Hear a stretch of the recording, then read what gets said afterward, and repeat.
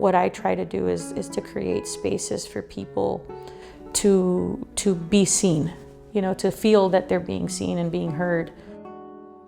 And I think that that's why I teach my classes the way that I do, I try to incorporate people's opinions and, ask them what they think and try to be as inclusive as possible.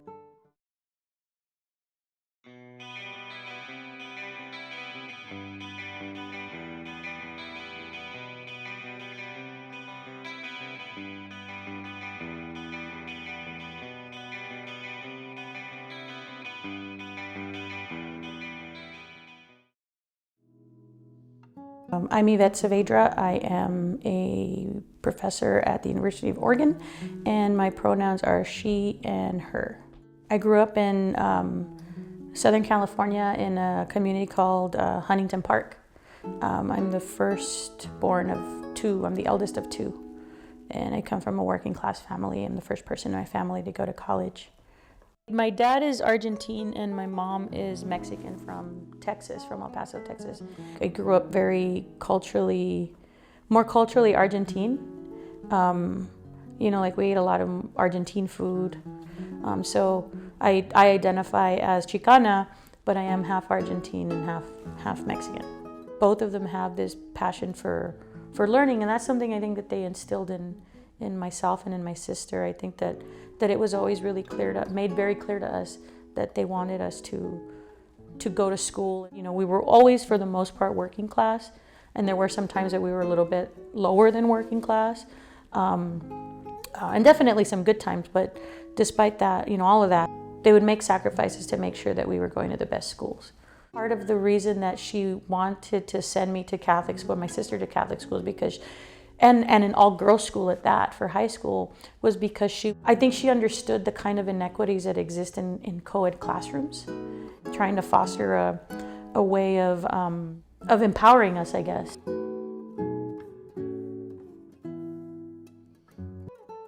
And so I go to college, I start Pitzer College, and I declare my pre-med major, and I really had the intention to be a doctor. Like, that's what I wanted to do, but I don't think I had like an absolute passion for it.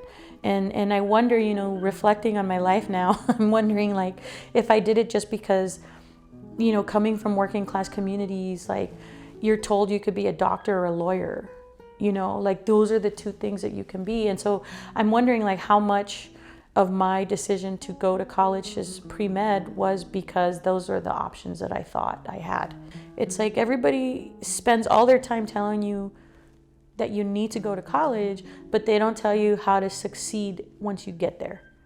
So an 18-year-old just out there doing whatever they want and not having to be told, go do this, go do that. I wasn't the most serious student at that point.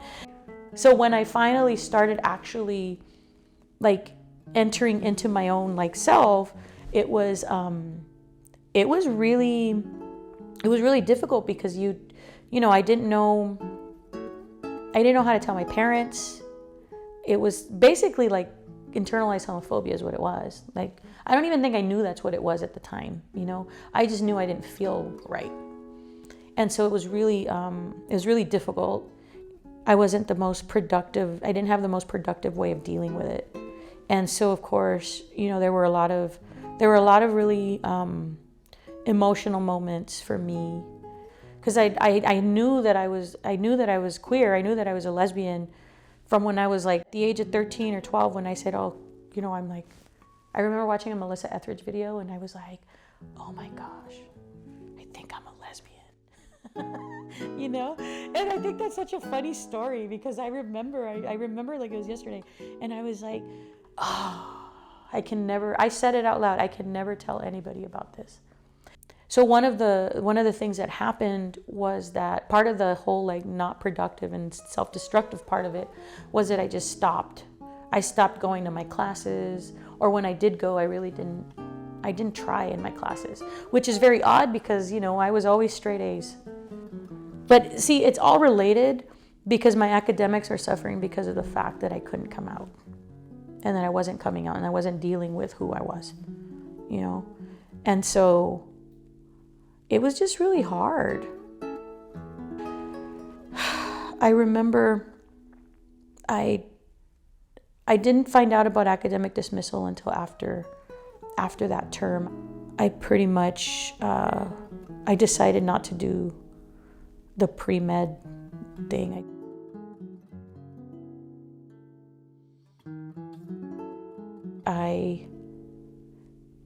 I cried and then I figured out what I was gonna do next. And so the next day, you know, I woke up, I went, at the time you had to go get newspapers to look for jobs. And so I went and I bought a newspaper. I also went to the community college that was nearby, which was Mount San Antonio. I got a job. It happened really fast. I got a job. I started taking classes. I had gone to, the Claremont colleges had the Chicano Latino Student Center.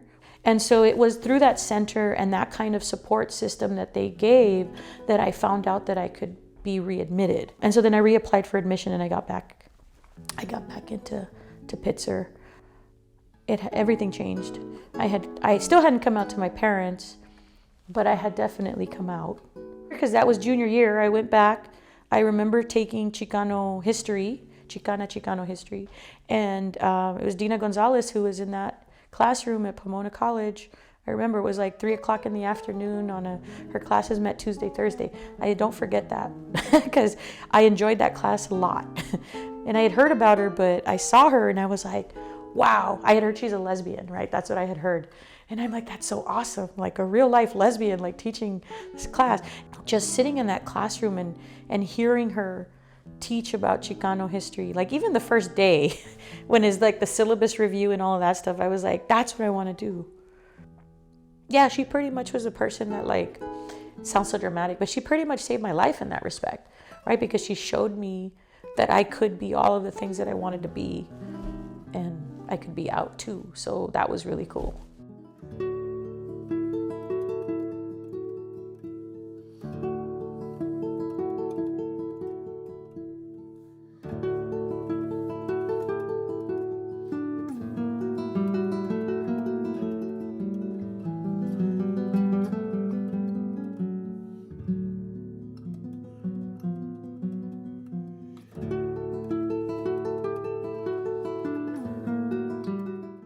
To UO is kind of a funny story.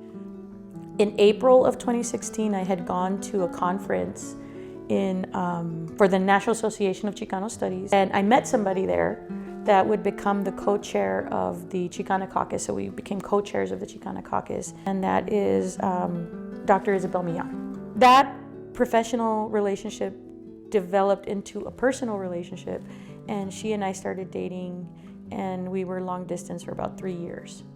And so she got the position here. She got a position here at the University of Oregon. The universe somehow figured it out, and a position opened up here, and they offered me the position as in women's gender and sexuality studies, which happens to be Isabel's department as well. So we're colleagues. I moved to Oregon to be with the love of my life. You know, we have our family of our dog and our two kittens, 2 cats. And so we've been together now for 8 years, and that's how I came to Oregon. You know, my family's here. I've made some really good friends here. My students are awesome. I have a great department. Like, I don't see myself leaving Oregon.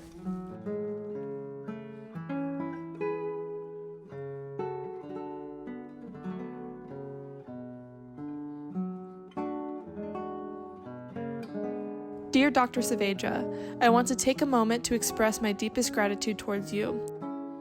Dr. Saavedra's presence in my life has changed my entire outlook on myself, the world, and what it is possible for me to achieve in this life. She has been and was the first professor I had who made me feel seen. To say you changed my feelings about school would be an understatement. When I was your student, I felt so unafraid to make a mistake in her class and just excited to learn. Oh, wow. I think one of the things I learned with these letters is that we never really fully know what our students are going through until they tell us. And that's if they trust you enough to tell you. What pushes you is knowing that there are students that do appreciate it and that you are creating this space. And like that makes me really happy to be able to know that I'm creating that space. You know, I try to encourage them and I try to show them, I try to help them see the potential that they have, even though they may not see it and other people may not tell them that they have it. So that's what I try to do.